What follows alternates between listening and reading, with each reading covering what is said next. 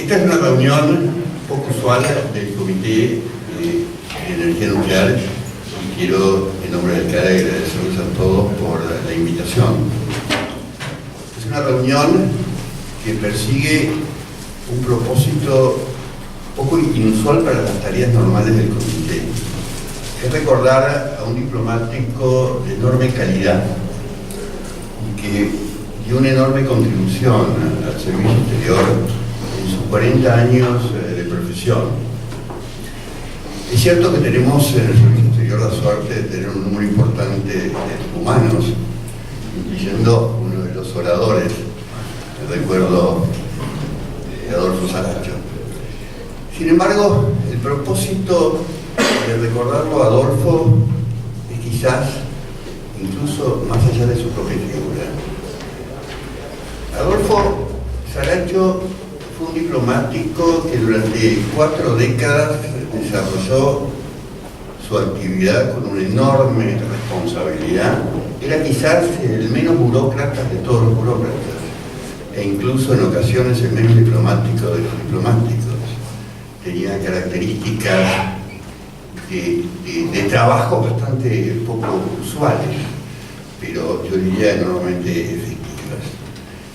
La contribución que hizo la Cancillería es superior a lo que uno puede imaginar. Él se enfocó en una etapa de su carrera, justamente en uno de los temas de este comité, que es la problemática de la energía nuclear y las nuevas tecnologías aplicadas a la seguridad internacional. Y tuvo la imaginación, la visión, la fortaleza de espíritu de llevar adelante una transformación en las formas y en la capacitación de los diplomáticos que tenían que tener la responsabilidad primordial para el seguimiento del tema. Hasta ese momento, las cuestiones relativas al programa nuclear argentino, a las cuestiones satelitales, espaciales, a la visión de seguridad internacional, se seguían en la Cancillería en un proceso casi de persona a persona en la transmisión de los conocimientos. Vivieron diplomáticos de una enorme calidad que fueron construyendo la posición de la Argentina a través de los años, como el embajador Ortiz de Rosas, el embajador Julio César Carrazales, el embajador Alberto Dumont, el embajador Vicente Berazategui, el embajador Mario Cámpora, que fueron transmitiendo y formando colegas para el seguimiento temático de cuestiones enormemente sensibles, enormemente difíciles de negociación y que requería, además de la capacitación propia de la profesión, un barniz tecnológico y de conocimiento técnico específico, en el cual, hasta que llegó Adolfo, no existía de manera orgánica. Adolfo Saracho llega a la DIGAN y crea la dirección que hoy es quizás un sello de calidad profesional, de buena formación y visión global de las relaciones internacionales y sobre todo del manejo de poder a escala internacional. Yo lo conocí en Ginebra estando destinado en seguimiento de estas cuestiones, no lo conocía antes, no habíamos coincidido. Y llega a Ginebra y un buen día me dice: vos vas a ser mi sucesor. Yo era consejero de embajada, le dije: no tengo el rango, lo tendrás, me contestó en el acto, como si fuese el presidente de la Junta Calificadora. Y me dijo que yo había sido electo en ese momento por algo que él denominó como la democracia californiana. Es decir, las bases elegían a su sucesor, por cuanto elementos que solamente quienes estaban siguiendo esa temática tenían la capacidad de valorar cuál sería la conducción o la segunda etapa de la DIGAN. Esta tarde tenemos la suerte de tener algunos amigos de Adolfo y algunos colegas que trabajaron en ese proceso. Lo tenemos a Roberto de Chirimelo, que desde el área técnica y en particular INVAP, la Comisión de Energía Atómica, tuvo la suerte de trabajar en todo este proceso. Un proceso complejo, un proceso difícil, era el que se abría después de la dictadura, era un proceso en el cual encontraba nuestro programa nuclear en una etapa de transformación, un proceso que requería un análisis muy cuidadoso de las circunstancias que rodeaban al Tratado de No Proliferación y al mismo Tratado de Tlatelolco del que no éramos parte. Consecuentemente, ese vínculo especial que Adolfo enhebró con la energía atómica y con las empresas del sector fue particularmente significativo, y tenemos la suerte de tenerlo al doctor Chirimelo con nosotros hoy. También tenemos la suerte de tenerlo al embajador Sanz, que fue su segundo en esa etapa de formación de la DIAN. Y también al embajador Pedro Villaga Delgado, que no solamente comparten el pertenecer a una misma provincia, sino además el haber sido director de la DIAN.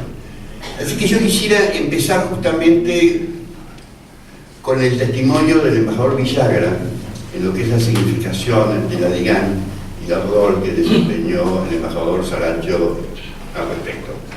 Embajador Villagra.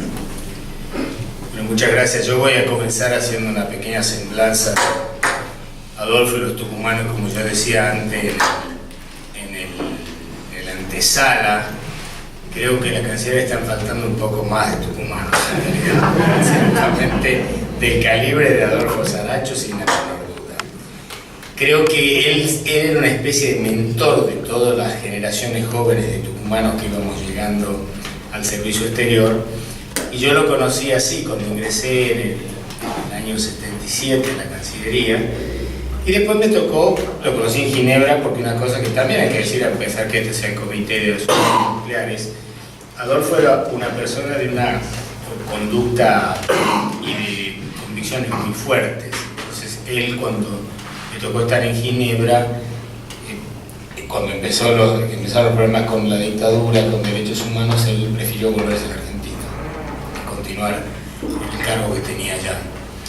Y ahí él después se fue a Estados Unidos, y de Estados Unidos volvió en el 83, y en el 83 hizo lo que vos decías, Bobby, la creación de la DIGAM, pero con una visión de largo plazo, que eso es una cosa que había que destacar en Adolfo. Adolfo percibió los cambios que estaban teniendo lugar en la Argentina con la vuelta a la democracia, sin ninguna duda, que la estructura, digamos, si se quiere, de secreto que de alguna manera rodeaba a la actividad nuclear en la Argentina, que después se demostró que en realidad no era tanta, precisamente cuando se hicieron los procesos de apertura de los programas nucleares con Brasil. La Argentina tenía, como había venido sosteniendo a lo largo de los años, credenciales muy buenas en materia de no proliferación, al mismo tiempo que disfrutaba de la tecnología nuclear en todos los ámbitos del ciclo completo de combustible nuclear, gracias precisamente a los excelentes técnicos que tiene la Argentina y una inversión de muchas décadas continuada para preservar ese acervo que tiene la Argentina y desarrollarlo más. Pero Adolfo percibió que en esa etapa que empezaba en la Argentina era menester, como hablábamos también en la antesala, que la política nuclear vinculada a la no proliferación y a los desarrollos tecnológicos y científicos en general no podía estar divorciada de la política exterior. Es decir, todo lo que tenía que ver hacia las relaciones afuera del país tienen y siguen teniendo un contenido muy fuerte de relaciones exteriores, y Adolfo comenzó con su diplomacia de hacer amigos, que es una diplomacia muy eficaz. Creo que fue venciendo de a poco los resquemores que había en el sector nuclear argentino, creyendo que de alguna manera estos diplomáticos que veníamos a meternos acá, veníamos a romper el programa nuclear argentino. Creo que eso hoy en día está ya muy claro que no es el caso. Yo creo que hay pocos nuclearistas más firmes en la Argentina que la gente que pasa por la DIAN, ciertamente, porque hemos vivido de primera mano los extraordinarios logros que ha traído a la República la política nuclear argentina y sus técnicos. Pero Adolfo comenzó con esa bonomía que tenía, esa persistencia y esa capacidad de ser muy directo, como vos mencionaste con el tema de la diplomacia no tan diplomática, pero eso le fue ganando con la confianza del sector nuclear argentino. Yo llego a estar en la DIGAN en el año 90 hasta el 91, cuando se hicieron los acuerdos de apertura del programa nuclear con Brasil, el acuerdo cuatripartito, la ABAC, la creación de la ABAC. Y para entonces ya la relación con el sector nuclear argentino había cambiado dramáticamente. Y ese cambio se reforzaba justamente por ver que la tecnología que nosotros teníamos, y la ciencia y tecnología en general, eran un instrumento extraordinario de la política exterior y para la proyección de la Argentina al mundo.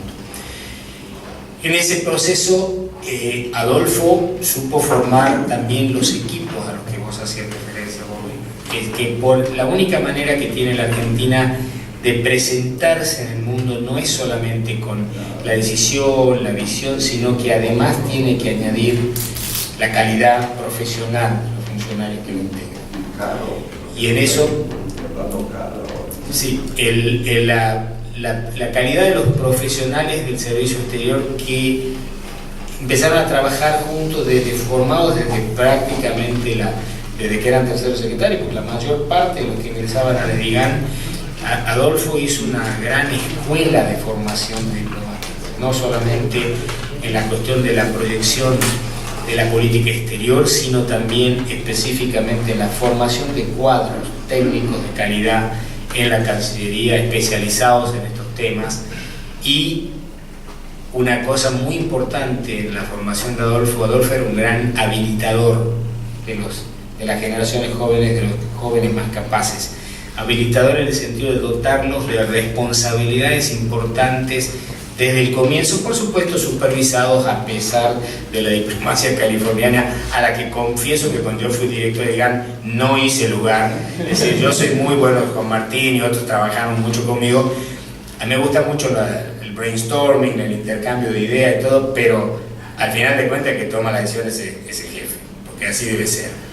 Pero en eso confieso que, bueno, es la responsabilidad que hay que tomar, pero en eso confieso que Adolfo, en ese mecanismo de formación, nos dejó un legado de yo diría un par de decenas o más de diplomáticos de primera calidad que pasaron por la DIGAN, y eso es algo que también tenemos que destacar en este sistema. Y vuelvo a lo que yo coseché después cuando ya fui director de DIGAN entre el 96 y el 2001. Ya para entonces, después de haberse hecho el acuerdo, de haberse hecho la ABAC, el cuatripartito con el OIEA y todos los mecanismos de salvaguardia que eran tabú en los 80s y antes mucho más todavía, pero que habían comenzado a pagar en el sentido que permitía que la Argentina vaya afuera, INVAP, como que es una de las joyas de la Argentina, con la calidad de las cosas que producen y están entre los mejores productores de reactores de investigación del mundo. Yo he tenido el enorme privilegio, siendo embajador en Australia, de estar cuando se inauguró el OPAL.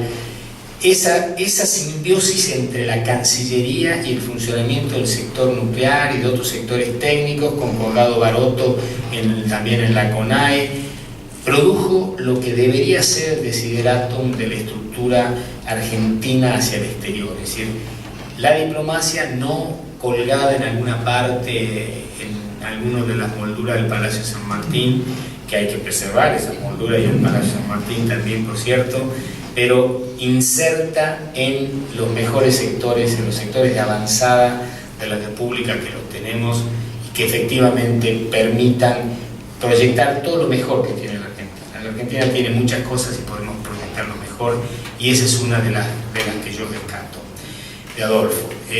Además, Adolfo fue un gran amigo, una persona generosa, y esa generosidad y su amor a la patria y a la provincia, que ambos compartimos, se refleja en su quinta, La Encantada, que son 7 hectáreas en el Corte, subiendo el cerro La Conquija, donde efectivamente ese espacio que él ha donado y ha preservado, y ha restaurado y regenerado con flora autóctona, lo muestra Adolfo Saracho en su plenitud. Es decir, un hombre de progreso, un hombre de ver el mundo en su globalidad y sin embargo con las raíces muy puestas en su lugar, en su espacio, y ahí lo recordaremos siempre en Tucumán. Tengo que pasar un mensaje también de Mónica Pinto, que no pude llegar, y que me dijo que ella había trabajado con Adolfo allá en los tiempos de la formación de la DIGAM para proveer el sustrato legal de muchas de las cosas que se estaban haciendo, y me ha pedido que transmita su admiración por Adolfo, su cariño, y que le hubiese encantado poder estar acá. Ella es también una de las grandes figuras argentinas del derecho en este caso, y también muy vinculada a la Cancillería. Yo corto acá. Creo que nos hacen falta muchos Adolfo Saracho en la Cancillería ciertamente, y también nos hacen falta en el país. Con más gente como ellos, podemos conceder que hasta alguno podrá ser de provincias distintas a Tucumán. Gracias.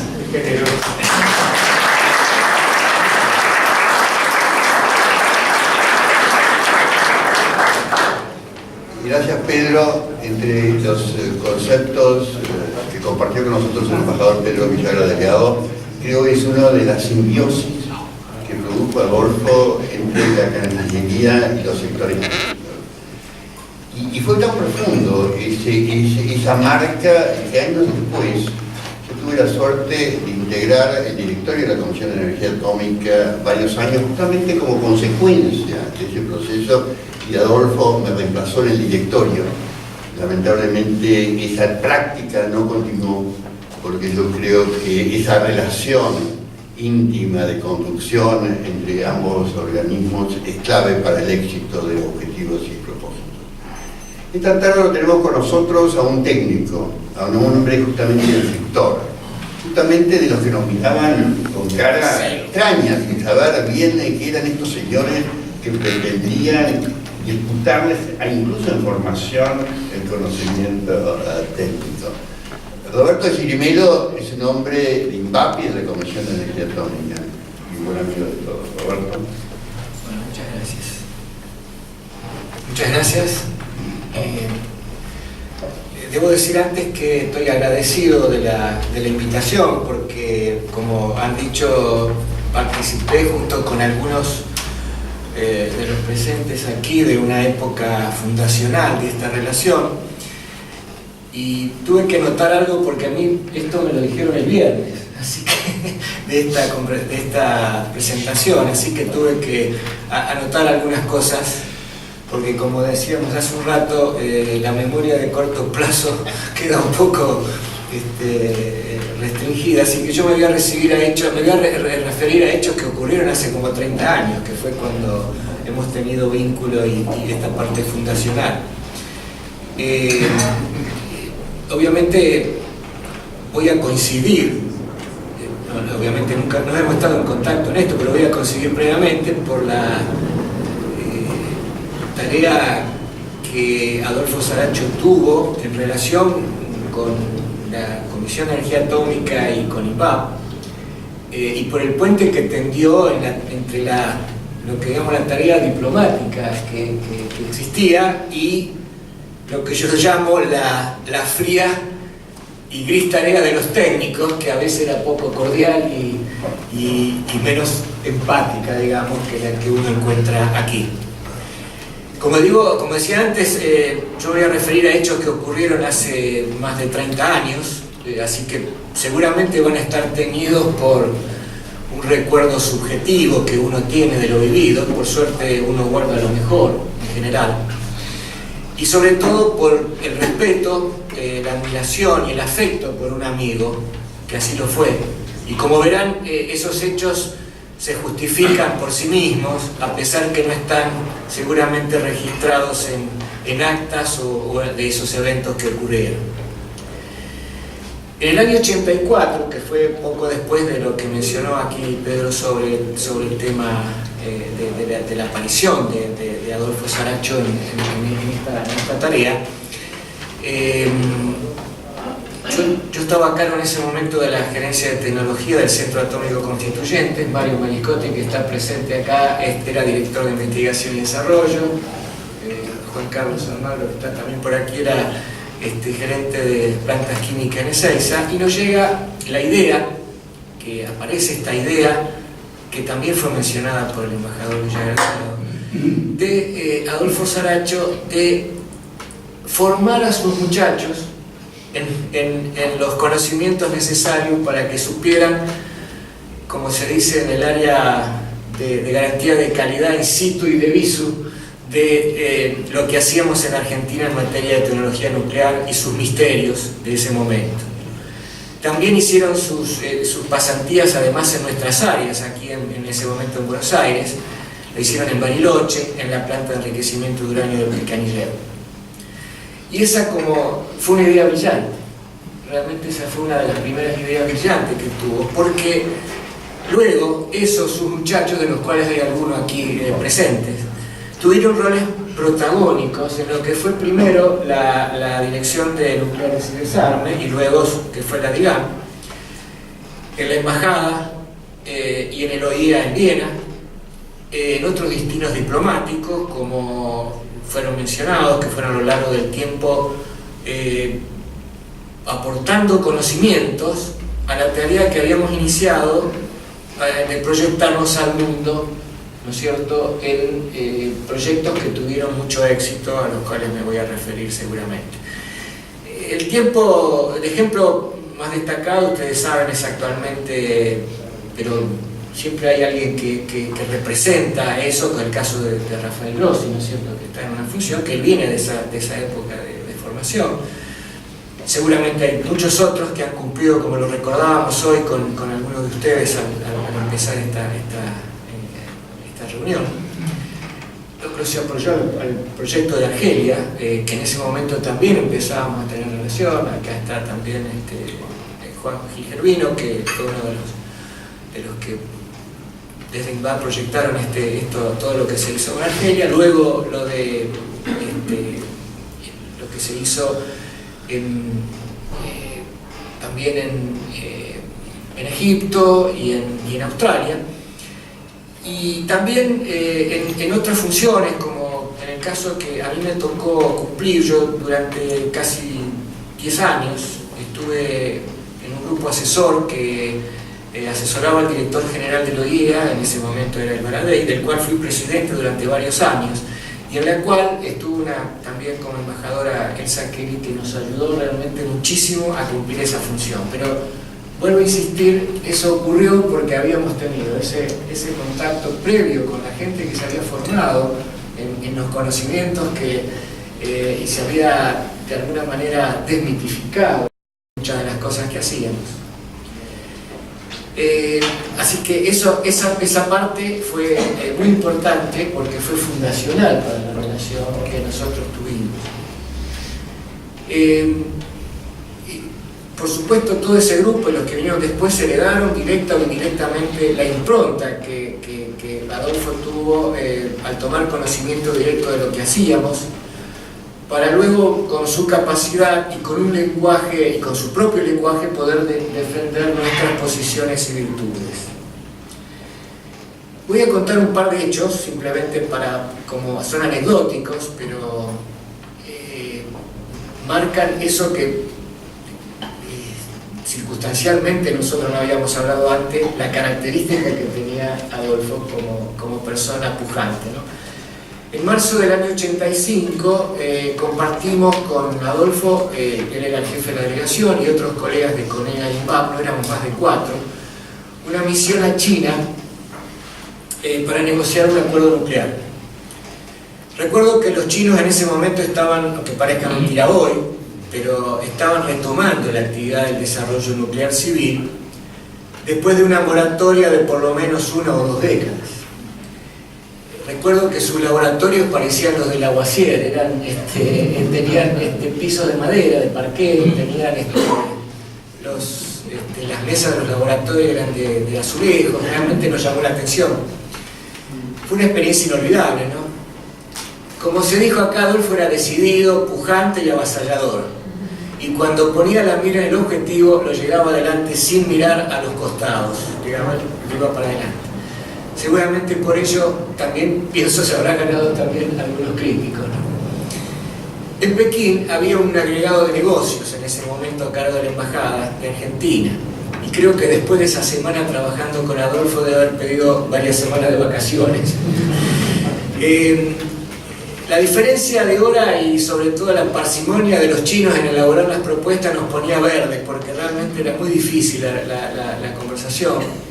Recordemos que hoy los chinos hablan el inglés mucho mejor que de muchos de nosotros, pero en esa época, además de la formalidad, no hablaban otra cosa que el chino, y bueno, además manifestaban sin ningún problema la cierta desconfianza, y después de cada propuesta nuestra se pasaban un tiempo muy largo analizando en una mesa, ¿no?, de reunión. No creían en nuestras capacidades y lo manifestaban con rudeza, ciertamente, y nos hacían recordar a los conquistadores llevando espejitos de color, que era realmente una cosa así. Cada noche debíamos comunicarnos con Buenos Aires y no siempre Adolfo lograba que la embajada estuviera abierta. Y recuerdo que una noche decisiva estábamos en la puerta, eran como las 10 de la noche o algo así, y cuando ya se disponiera a abrirla a los golpes, estilo sérpico, así fue, apareció en la esquina la figura cansina del agregado, que por suerte nos abrió la embajada, ¿no? En una de las cenas que nos ofrecieron había una mesa redonda y encima una de esas calecitas con infinidad de platos de comida china, no cantonesa. Se me ocurrió a mí empezar a preguntar, ¿qué es esto? Y decían, estos son huevos de 1000 años, y esto decían babas del árbol de la vida, y estos sanguijuelas del paraíso. Bueno, Adolfo, que estaba a mi lado, me tomó el brazo y me dice, Roberto, no preguntes más porque esta noche no comemos. Bueno, logramos, gracias a la perseverancia y empuje de Adolfo, un razonable, aunque light, acuerdo en materia de agua pesada, combustibles y materiales, eso sí, repleto de condicionales. Años después, cuando fue ya en el año 89, ya estando en Turquía como embajador, fuimos en una misión junto a Baroto, Osuna, Amaya, D'Amato creo que estaba también, a negociar un acuerdo con una empresa turca para construcción del CARE. La idea era que los turcos financiaran la construcción de un reactor prototipo en Argentina y otro en Turquía, y luego compartiéramos el negocio a nivel internacional. Todo había sido una preparación que había hecho Adolfo en su trabajo en la embajada de Turquía. Logramos, gracias a la perseverancia y empuje de Adolfo, un razonable... en ese momento nos alojamos en la embajada y teníamos largas tertulias en la cena y los desayunos, y teníamos, como es de natural, muchas desavenencias entre nosotros mismos, ¿no? Y Adolfo siempre la zanjaba con sabiduría y pragmatismo, porque él iba al objetivo, no se preocupaba tanto de las cosas que nosotros poníamos en los detalles. El acuerdo estuvo cerca de concretarse, pero finalmente quedó abierto para futuras negociaciones que incluyeron la visita a la Argentina del ministro de Energía de Turquía y de la empresa interesada, que era muy grande, tanto que había sido la que había construido el primer puente sobre el Bósforo en Turquía.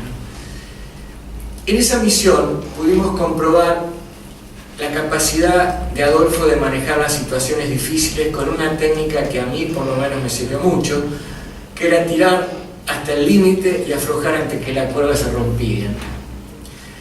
Aprendí mucho de él y le estoy muy agradecido, porque luego debí emplearla en mi tarea en el grupo que mencioné de la OIEA, donde había representantes de 18 países, del cual yo presidía, defendiendo intereses que eran muy contrapuestos. Él tuvo luego participación, como mencionó aquí el embajador García Moritán, directa en la CONEA, ya que fue miembro de su directorio, e influyó decididamente en proyectos vitales para que la continuidad de los planes de la tecnología nuclear en épocas de vacas flacas y difíciles para la actividad pudieran ser concretados. Bueno, no es mucho más lo que yo puedo decir. Muchos dicen que se acostumbra a destacar las virtudes de las personas cuando ya no están. Tal vez eso sea cierto, pero omitirlas es no darle crédito a esas virtudes también y al impacto que han tenido en la vida de quienes participaron de esa etapa, como mencioné antes, que fue fundacional. Al menos en este caso, de una relación que ha sido fructífera y sinérgica, como la que ha logrado entre la diplomacia y los técnicos, funcionarios y empresarios del área nuclear. Por eso, Adolfo Saracho siempre estará presente en nuestro recuerdo.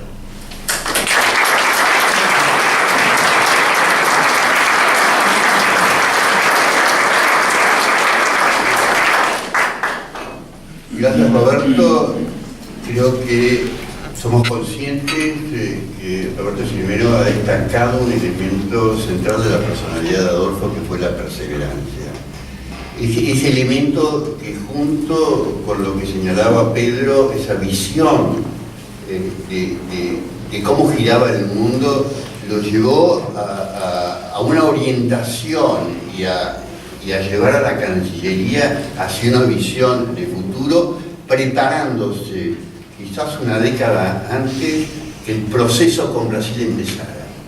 De hecho, siendo el director y habiendo asumido el presidente Alfonsín pocos días después, en su primer encuentro con el presidente de Brasil, Sarney, fue Adolfo Saracho el que le sugiere al presidente de la Nación que lo invite a Sarney a Pilcanillero, en lo que fue el inicio de un proceso que hoy conocemos y lo vemos bien afianzado a través de la BAC y otros elementos de esa relación prioritaria y estratégica que mantenemos con Brasil.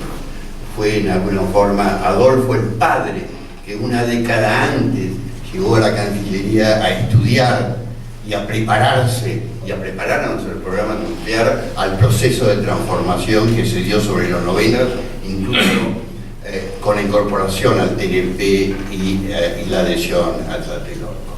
Justamente en ese periodo, el que fue el número 2 de Adolfo fue el embajador Sanz. Javier, tenés la palabra. Muchas gracias, Bobby. Buenas tardes a todos. Efectivamente, yo me tocó ser, por razones históricas, el subdirector o el segundo de Adolfo Saracho. Esto se cumplía, yo estaba terminando mi misión en el Perú a principios del año 85 y recibo una llamada telefónica de un ministro, Adolfo Saracho, de quien yo no tenía la menor idea quién era. Me llama Adolfo Saracho y me pregunta si yo quería ser su segundo, acompañarlo a él en la Dirección General de Asuntos Nucleares y Desarme de la Cancillería, que se acababa de conformar. Naturalmente yo le dije que sí, con una condición, y él siempre la recordaba: si tenía una fotocopiadora. El tema de tener una fotocopiadora no era un tema menor en ese momento. Simbolizaba poder en la Cancillería, simbolizaba presencia en la Cancillería. Las fotocopiadoras, cuando estábamos en Ricardo Rojas, eran compartidas en los pisos por todas las direcciones. Adolfo Saracho tenía una fotocopiadora. Eso me impulsó a mí a decirle que sí a Adolfo Saracho. Cuando llegué a Buenos Aires, me enteré que Adolfo Saracho tenía otros elementos para haberme convocado a mí como su segundo, que recién empezaba a conformarse la dirección. Y era que él ya tenía mi padre era tucumano. Así que ahí yo creo que podemos cerrar un ciclo que Pedro no quiso hablar de la mafia tucumana, pero es así como se la conoce en la casa, la mafia tucumana. Mi padre era tucumano y había presidido mi padre en el año 67 las reuniones de Tlatelolco. Se analizaba el Tratado de Tlatelolco. Y Adolfo Saracho era un joven funcionario, era un tercer secretario que acompañó a mi padre en aquel momento, donde se trataron temas muy delicados y se llegó a soluciones muy favorables para la Argentina. Estaba también, lo acompañaba el secretario Berazategui y Orstein también, que siempre tuvo grandes recuerdos de esa reunión allá. Yo creo que esos fueron dos elementos que lo impulsaron a Adolfo Saracho a convocarme a participar con él en la DIGAN. Yo llego a Buenos Aires y efectivamente la DIGAN se componía de Adolfo Saracho. Yo era el segundo que recién arribaba y no tenía la menor idea de qué se trataba estos temas, y 4 funcionarios más, 2 dedicados al tema de desarme y 2 dedicados al tema nuclear. Todo esto que se hace después, durante ese proceso, con Adolfo Saracho al frente de la dirección, responde no solamente a la personalidad de Adolfo Saracho, a la impronta que él imprimió a la dirección, a su pertenencia al Partido Radical también, sino también a la carta blanca que le daba Jorge Sábato a Adolfo Saracho. nosotros podíamos trabajar abiertamente con los temas nucleares. Jorge Sábato estaba muy imbuido, que era vicecanciller en ese momento, y amigo personal también de Caputo, que habían sido amigos en Francia también, y habían fomentado su amistad posteriormente. Nos daba una carta blanca para trabajar en los temas nucleares. Sábato era un hombre importante en los temas nucleares, por su trayectoria, su tío creo que era, no sé, Jorgito Sábato. Y teníamos una llegada, yo estoy hablando de temas más personales, del trabajo con Adolfo Saracho, que las políticas que se trabajaron en ese momento, que después voy a decir algunos comentarios. Teníamos una llegada, esto es inside information de la Cancillería, una llegada directa a Jorge Sábato.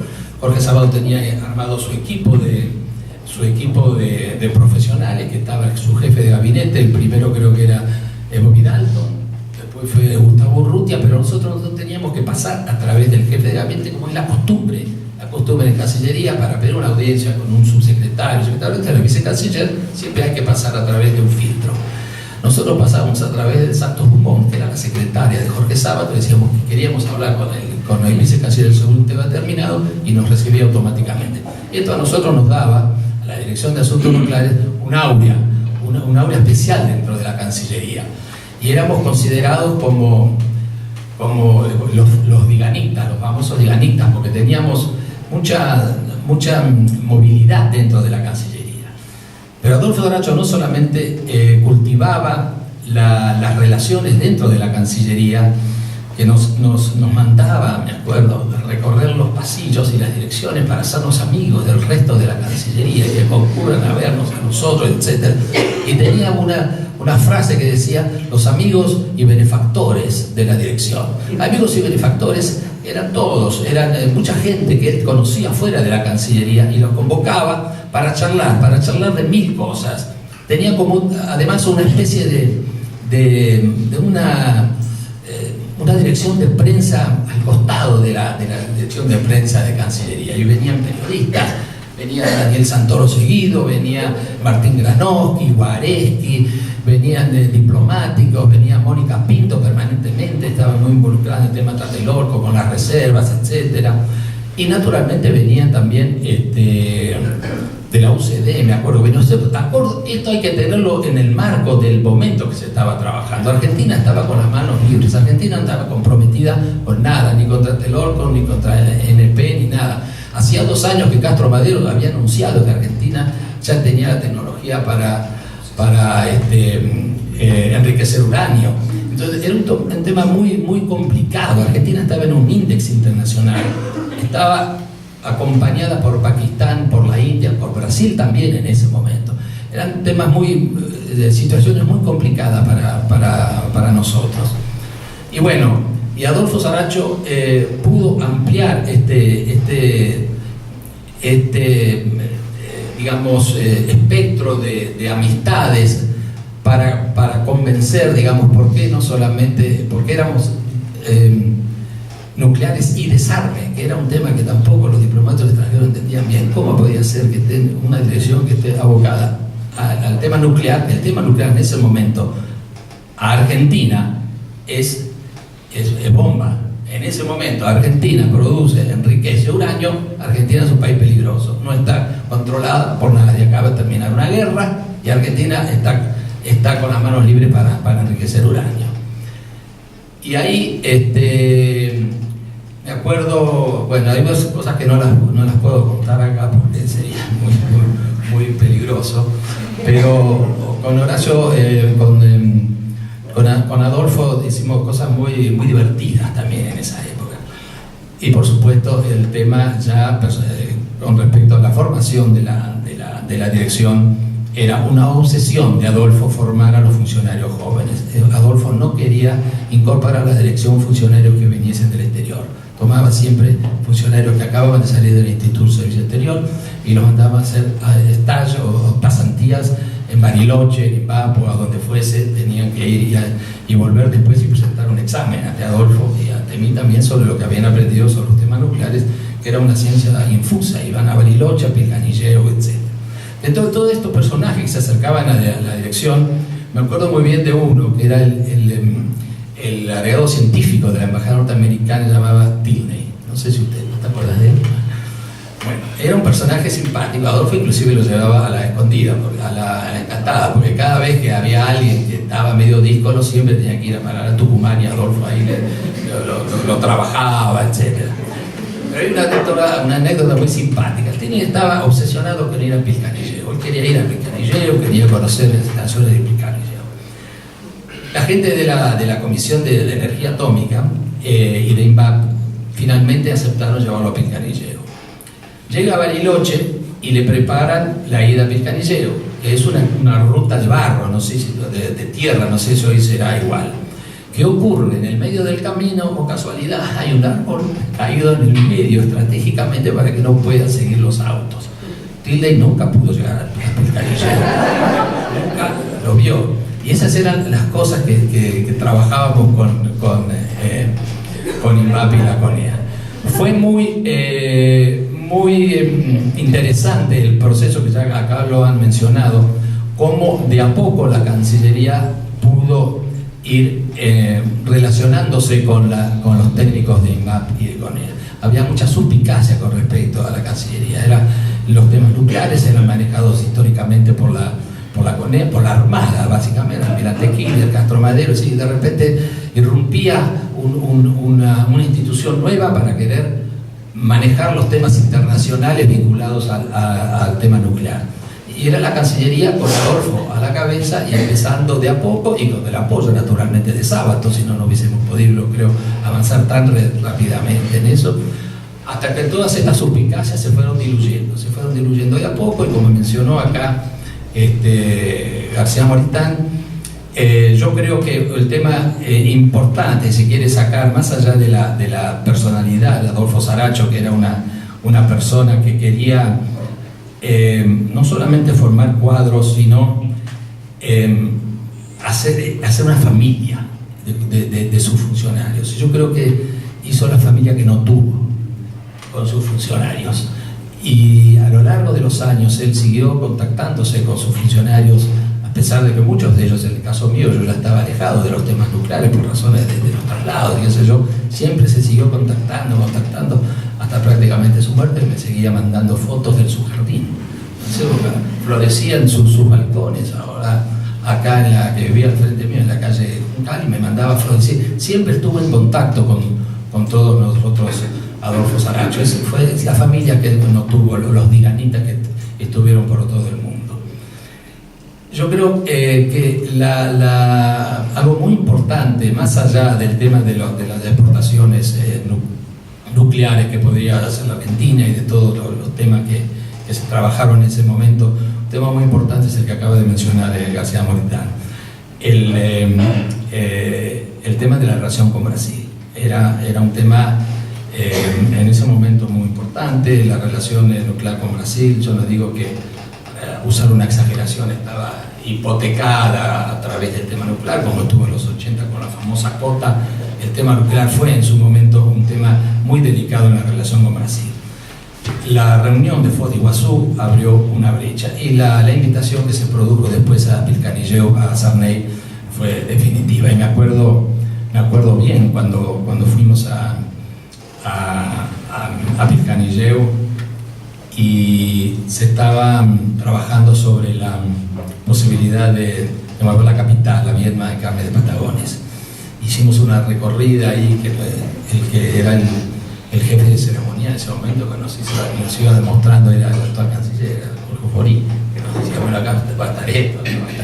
Yo me acuerdo plantado al frente de un río, mirando el río, pensaba mi mujer, que debe estar por ahí, decía, yo acá no vuelvo, yo no vengo nunca, no voy a tener que vivir yo, era un horror eso.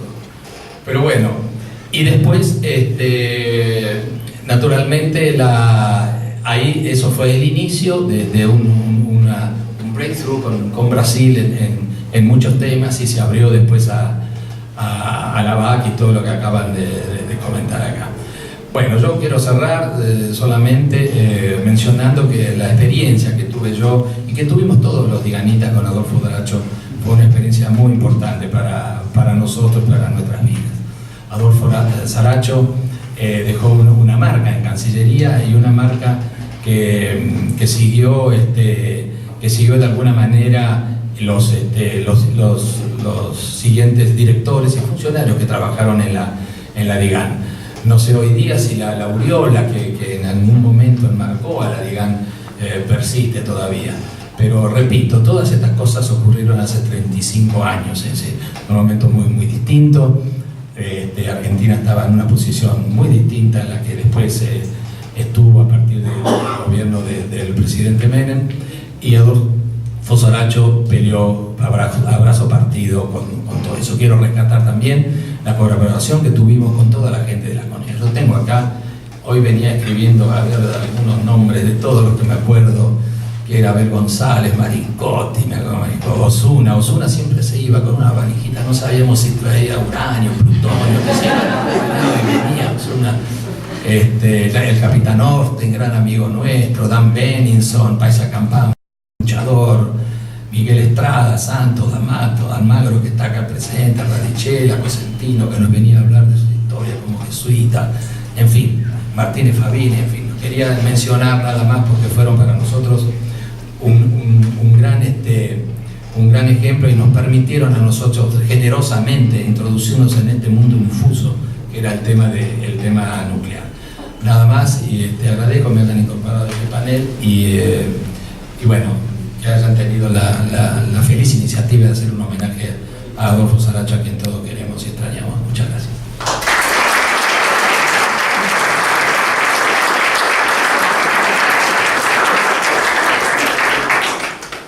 Gracias, Javier. Javier logró ir a DIGAN porque había una fotocopiadora. El motivo real por el cual Adolfo lo quería a Javier, no lo dijo Javier, y era que, de hecho, en Perú acababa de terminar la construcción de nuestra primera exportación, el centro de Guarangal, el primer reactor experimental que nosotros exportamos fue a Perú, así que no era por nada, no era por la tradición tucumana exclusivamente del padre de Javier, sino por el rol que Javier había desempeñado en nuestra embajada en Perú durante un proceso, el primero de una exportación, del traslado de técnicos, de una tecnología que estábamos probando en el exterior por primera vez. Y esa etapa marcó también las características de alguna mucho más complicada, que fue la exportación de un reactor experimental a Argelia, que fue el centro de nuestra atención diplomática y tecnológica y de INPAP y de la Comisión durante los años 80, y me alegro de ver al embajador Vicente Peche Gil, que fue un actor importante en esa etapa. Y así como Adolfo lo ubicó a Javier y lo llevó a la DIGAN, después hicimos lo mismo con Vicente Peche, que fue director de la DIGAN, porque esa experiencia que él tuvo en Argel fue central como experiencia posterior en Egipto e incluso en la exportación a Australia. Pero una de las cosas que destacó Javier fue el hecho poco tradicional del comportamiento de la DIGAN. Teníamos nuestros propios periodistas, nuestros propios canales de comunicación y a veces hasta de lobby político, al margen de nuestras propias autoridades. Es cierto que éramos chicos malcriados del sistema, con lo cual nos dejaban hacer. Y uno de esos periodistas justamente fue Daniel Santoro. Daniel fue de los primeros que estuvo al lado nuestro, fue de los primeros que investigó, que se interesó, que entendió el proceso que estaba teniendo lugar en Cancillería. Por eso, Daniel, tengo gusto de darte la palabra. Buenas tardes a todos. Primero, disculpas por el retraso, pero otro de los temas que apasiona a Adolfo, el submarino San Juan, me obligó a quedarme un poco más en el diario. Bueno, pero si Bobby lo conoció a Adolfo por el reactor en Argelia, bueno, por otras cosas, o por una fotocopiadora, yo lo conocí por información. Porque en ese momento en la Cancillería del año 83, cuando era muy joven, no había el Caputo, que fue un muy buen canciller, pero tenía una estructura de prensa muy cerrada, Entonces los periodistas jóvenes no entraron ahí de ninguna forma. Lo recibía el Gordo Cardoso, un genio del periodismo, ustedes lo recordarán, que entonces digo, ¿yo cómo puedo hacer para competir y que den información como la que yo trabajaba en ese momento en la agencia ANEA? Hasta alguien me dijo, mira, andá a la DIGAN, dice que ahí hay un embajador que recibe a todos.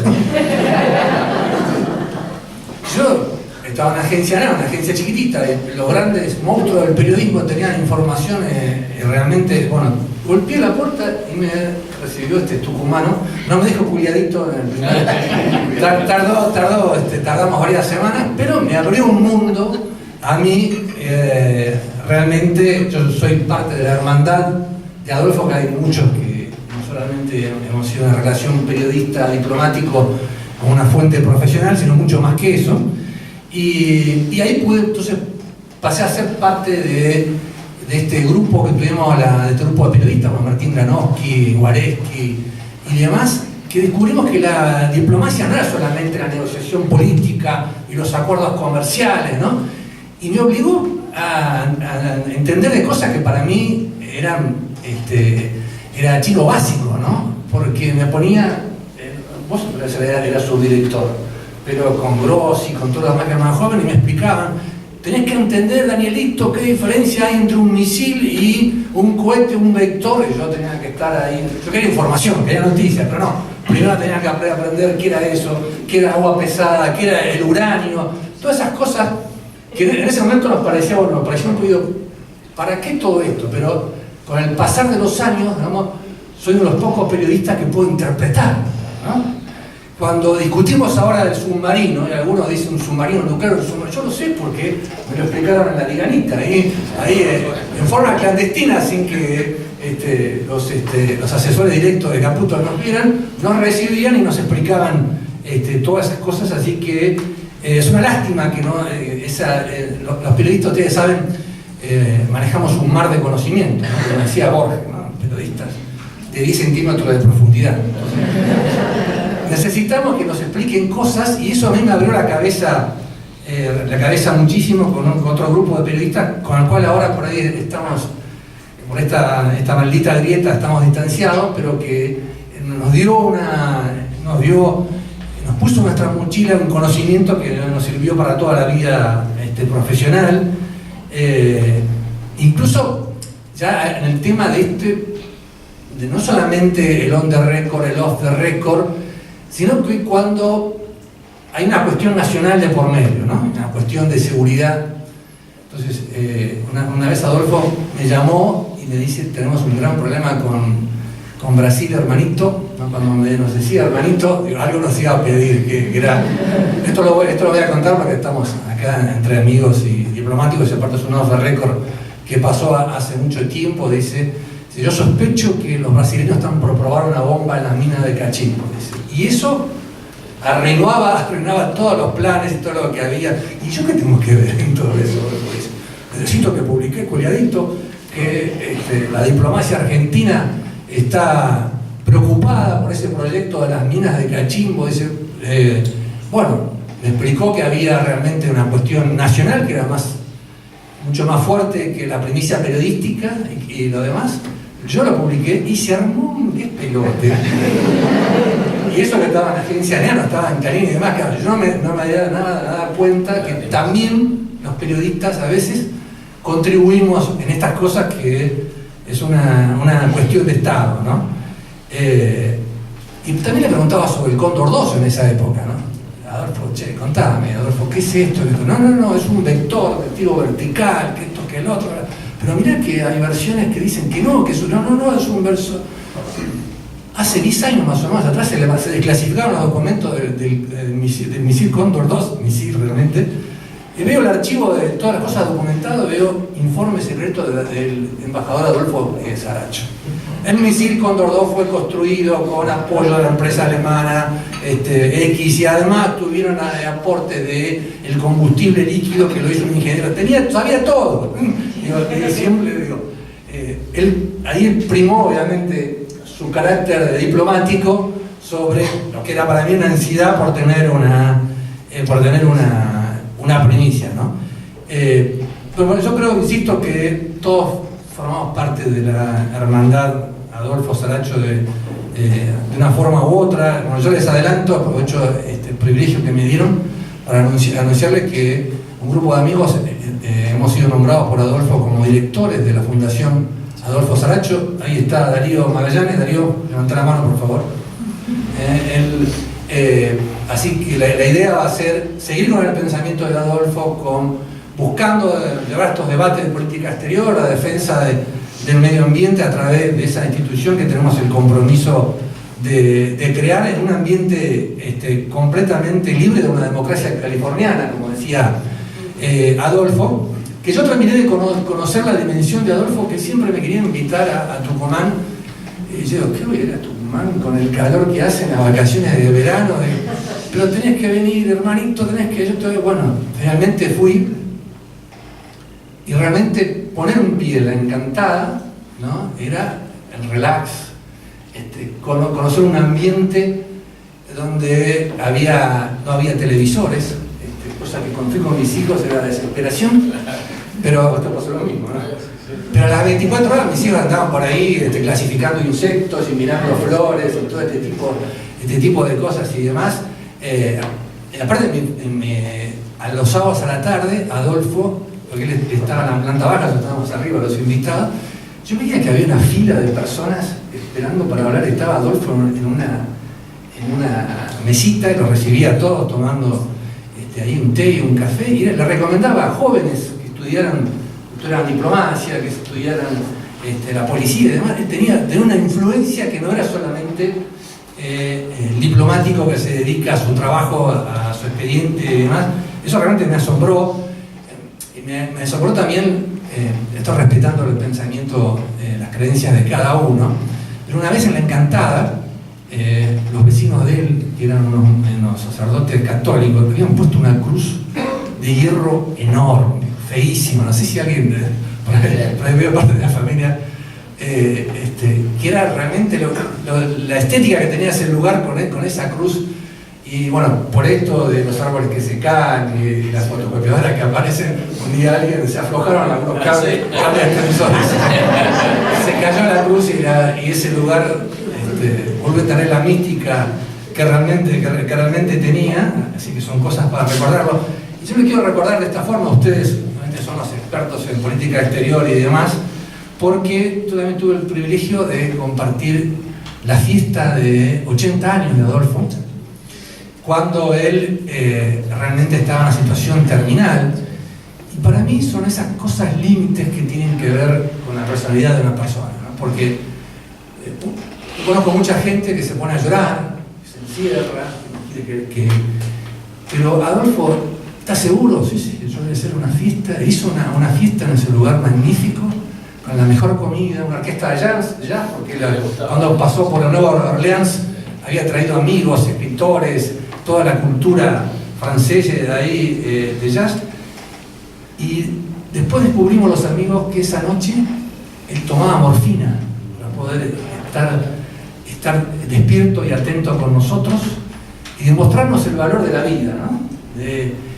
Y él quiso ver el amanecer desde la Encantada, ver el valle de Tucumán todo iluminado, y compartió con nosotros ese amanecer en esa circunstancia que a mí todavía hoy se me pone la piel de gallina por ese momento, por esa valentía que tuvo él, y transmitirnos este mensaje, que ustedes lo han comentado hoy, este mensaje que hay que carpe diem, hay que vivir el día, que creo que es uno de los mejores legados que nos dejó nuestro amigo Adolfo Saracho. Muchas gracias por escuchar.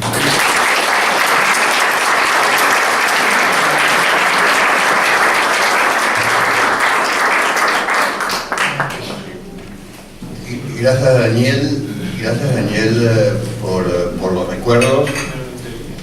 Quizás el mayor legado que deja Adolfo es que la DICAN sigue siendo un instrumento clave de nuestra política exterior. El actual director, que no pudo venir por motivos profesionales, Alejo Daimundo, justamente se incorpora en esa época. El actual subsecretario de Política Exterior, Gustavo Schlauwinen, es producto de ese proceso. La DIGAN dejó en la Cancillería varios vicecancilleres, innumerables subsecretarios de política exterior de las últimas décadas. Y todo fue el legado de Adolfo Saracho, un colega que representó con enorme dignidad los intereses de la nación, que tuvo claramente la brújula y la capacidad de orientar la política exterior, y creo que esta tarde hemos tenido el mejor de los recuerdos, solamente para dejar testimonio de lo que ha sido un diplomático que representó con enorme distinción los intereses de la nación. Bueno, gracias a todos por haber participado.